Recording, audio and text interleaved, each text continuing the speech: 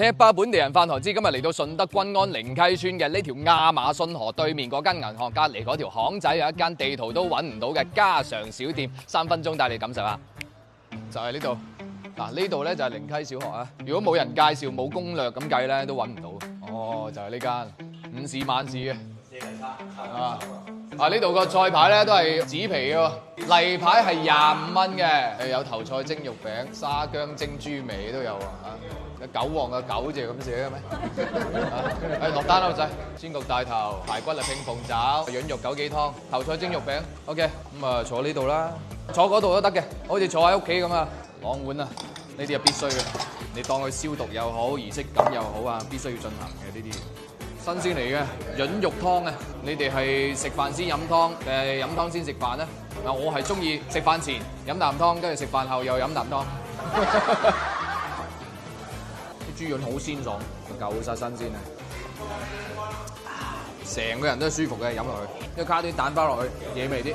你望翻過去呢邊，係咪好似喺屋企咁？呢啲就係家常嘅小店啦，就係喺屋企嘅感覺。煎大頭啊，佢焦香得嚟又夠滑。攞啲薑葱喺度辟聲，所以係唔會腥。哇！呢嚿滑啦呢個，佢滑之餘係有少少軟骨喺度嘅，好爽脆。嗱，點解我哋順德人中意食魚頭咧？因為佢呢啲咁嘅部分咧係好滑嘅啦。排骨拼鳳爪一早調好晒味嘅啦，直接攞落去蒸就 O K 嘅。食咗排骨先，好嘢味，即刻想食飯。飯殼咧有4個，去睇下呢度啲食下啲飯量幾大。睇下食啲排骨真係停唔到口。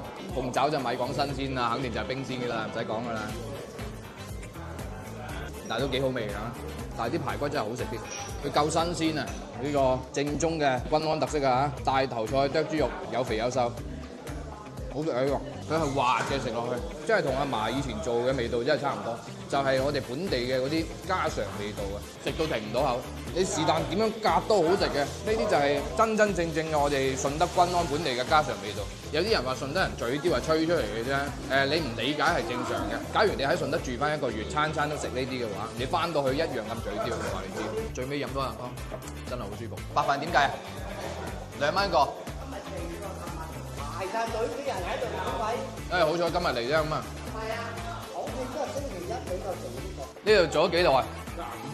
我30幾年人，我而家先知啫。其實我哋2個人咧，3碟餸嘅話咧，完全夠晒，加埋呢個湯真係食到飽啦。